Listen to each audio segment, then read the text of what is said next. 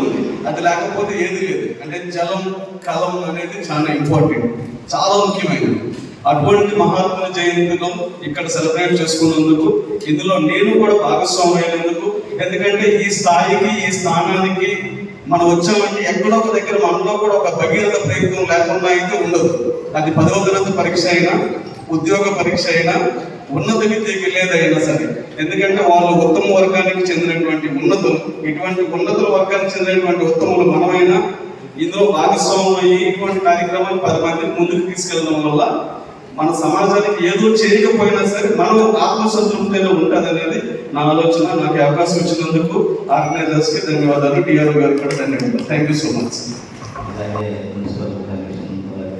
అలాగే ఇంకా వచ్చిన వివిధ అధికారులందరికీ పేరు పేరుతో మా యొక్క నమస్కారాలు. అలాగే ఈ కార్యక్రమం ఆదివారం అయినటువంటి పాల్గొనాలనే ఒక సహృదయంతో విచ్చేసినటువంటి అందరికీ కూడా పేరు వరకు ధన్యవాదాలు తెలియజేసుకుంటున్నాను. అలాగే ముఖ్యంగా విజయలక్ష్మి గారు వెనుకబండి కులాల రాష్ట్ర కార్యదర్శి గారికి, సగరపల్లి రాము గారు సగర ఉప్పర సంఘం జిల్లా సెక్రటరీ గారికి, సగరపల్లి వెంకట్రావు గారు సగర ఉప్పర సంఘం కోశాధికారి గారికి, మరియు విచ్చేసిన అందరికీ కూడా పేరు పేరున మా హృదయపూర్వక ధన్యవాదాలు తెలియజేసుకుంటూ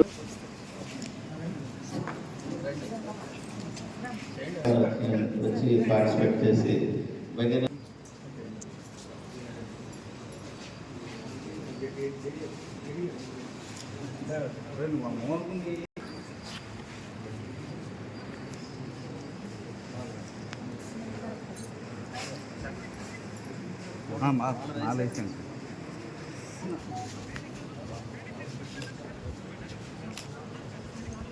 నెక్స్ట్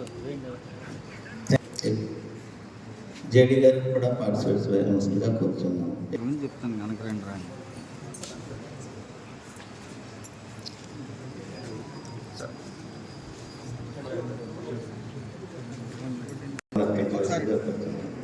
ప్లీజ్.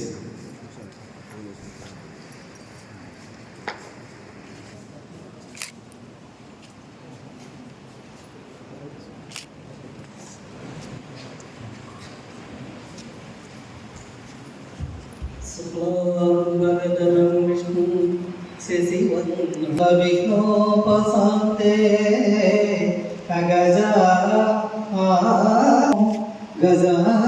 గజాననమహర్నిశం అనేకదంతం చేసుకుంటూ ఈ కార్యక్రమాన్ని గౌరవమైనటువంటి జిల్లా వెనుకబడ్డ తరగతుల శాఖాధికారిని భగీరథ జయంతి మహోత్సవ కార్యక్రమాన్ని చేసిన గౌరవనీయులైన డిఆర్ఓ సార్కి, జిల్లా అధికారులకు, మీడియా ప్రతినిధులకు, లీడర్స్కి, ఇక్కడ కూడిన విద్యార్థులు అందరికీ నమస్కారం.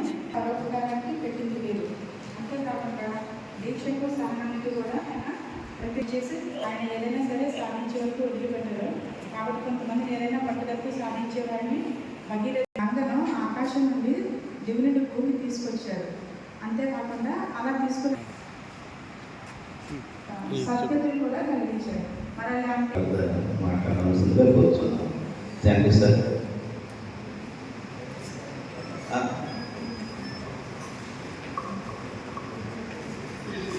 అందులో భగీరథుని మించిన వాళ్ళు లేదు అనేది అక్షర సత్యం.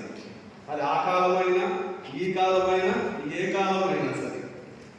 ఎందుకంటే మనం ప్రభుత్వాన్ని కృతజ్ఞతలు తెలియజేయాలి. ఎందుకంటే ప్రభుత్వము ప్రతి మహోన్నత ప్రతి వ్యక్తి యొక్క విశిష్టతను గుర్తించి ఒక క్యాలెండర్ కూడా రీసెంట్గా జీవో రూపంలో రిలీజ్ చేశారు. ఏ సందర్భంలో ఏ డేట్న మనం ఆ కార్యక్రమం చేయాలి, ఏ శాఖ చేయాలని కూడా మనకు ఆదేశాలు వచ్చాయి. మన భగీరథ జయంతికి కూడా ప్రత్యేకంగా బీసీ వెల్ఫేర్ నుంచి ఆగస్ట్ కూడా గవర్నమెంట్ రావడం జరిగింది. అయితే మనందరం కూడా ఆల్మోస్ట్ ఇక్కడ ప్రతిసారి ఆ మహనీయుల్ని స్మరించుకుంటూ ఉన్నాం. ఇది మనలో అంటే ఇప్పుడున్న తరం, అంటే తరం మారుతా ఉంది, స్వరం మారుతా ఉంది. దీన్ని మనం గమనించాలి. ఎందుకు ఈ కార్యక్రమాలు చేస్తున్నాం? గతంలో ఇక్కడ మా కలెక్టర్ గారు కానీ ఇంకా పెద్దలు చాలామంది కూడా చెప్పారు. ఆ రోజుల్లో ఆ మహనీయులు చేసినటువంటి మంచి విషయాలని మనం ఫాలో చేయడం, అప్పటి వాల్యూస్ని మనం కంటిన్యూ చేయడం, ఇవన్నీ చేయడం కోసమే ప్రభుత్వం గుర్తించి కార్యక్రమాలు చేయమని చెప్తా ఉన్నాం. అంటే కేవలం నివాళి అర్పించడం ఒకటే కాదు, ఎప్పుడు నిజమైన నివాళి అర్పించినట్టు అవుతుందంటే వారి ఆశయాల కొనసాగింపే నిజమైన నివాళి.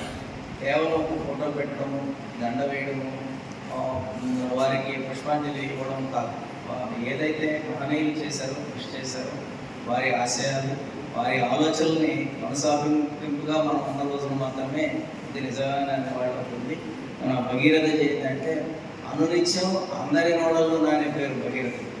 సో అటువంటి వారి జయంతిని ఈరోజు జరుపుకోవడం గొప్ప విశేషం. మరి ఈ కార్యక్రమాన్ని బీసీ సంక్షేమ శాఖ ద్వారా నిర్వహించినందుకు వారికి ధన్యవాదాలు తెలియజేస్తూ, నాకు ఈ అవకాశం ఇచ్చినందుకు కూడా నేను కృతజ్ఞతలు తెలియజేస్తూ సెలవు తీసుకున్నాను. Thank you.